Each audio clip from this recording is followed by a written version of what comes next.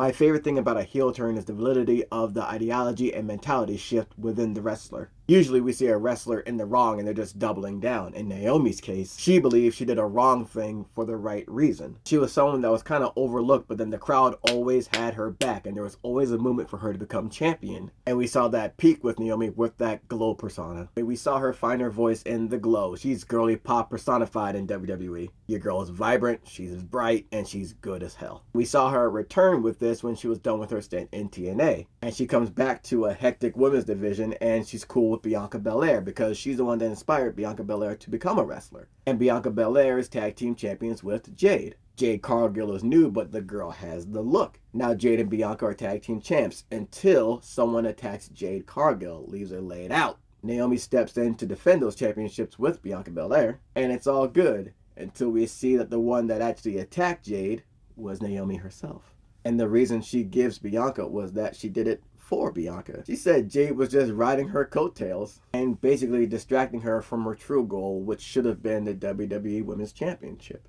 I'm like, there's other ways to get your point across instead of attempted murder, but damn. So in Naomi's eyes, she did a wrong thing, but for the right reason. In Jade's eyes is, hey, that's your ass. You almost ended my career.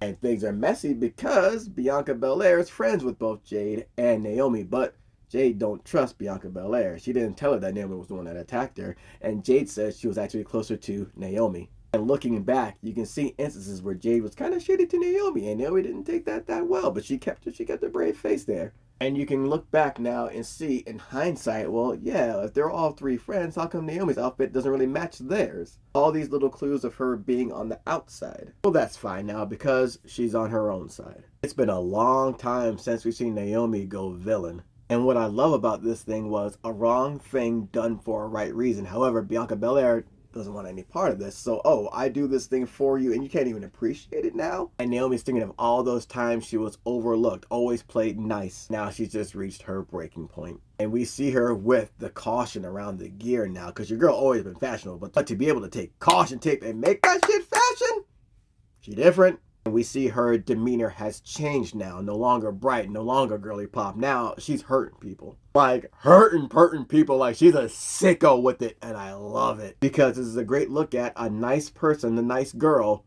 not being nice anymore. We talk about John Cena's heel turn and how he's doing it for selfish reasons.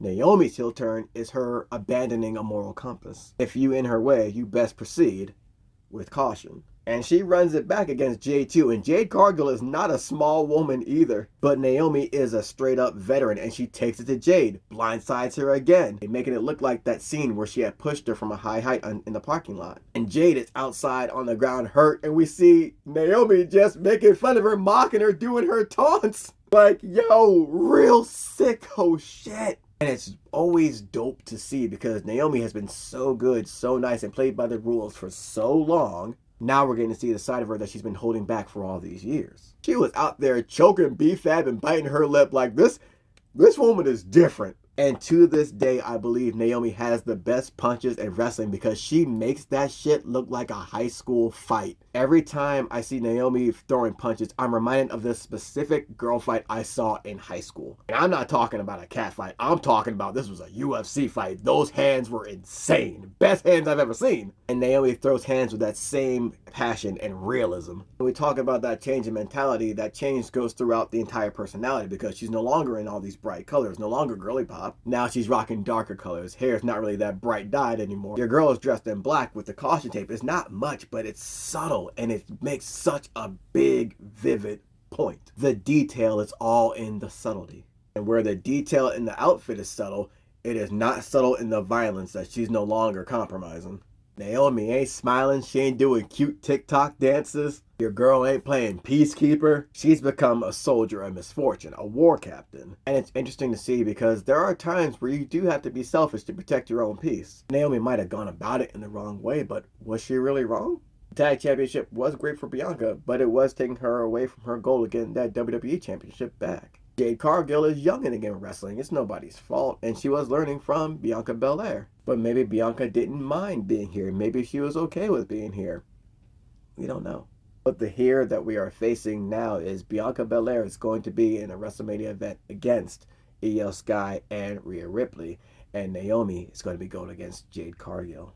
Bianca has kept herself out of this feud, but she's going into a WWE Championship match while two of her best friends are going to be fighting each other. It's going to be interesting to see what's going to happen after this feud with Jade Cargill in WrestleMania, because if Naomi's on a path back to the WWE Championship, there's a very good chance that she will be facing off against her friend Bianca Belair. But if Bianca doesn't win at WrestleMania, there's still a chance that they're going to be facing off against each other for that number one contendership down the line eventually too. I always love seeing when folks are together and the things that drive them apart, but more than likely we're going to see them on their own separate paths.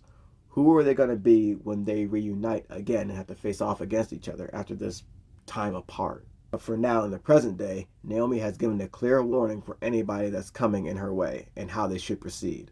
And after WrestleMania, we'll see if the way Naomi is proceeding is hindering or helping her in the route towards another WWE Championship opportunity.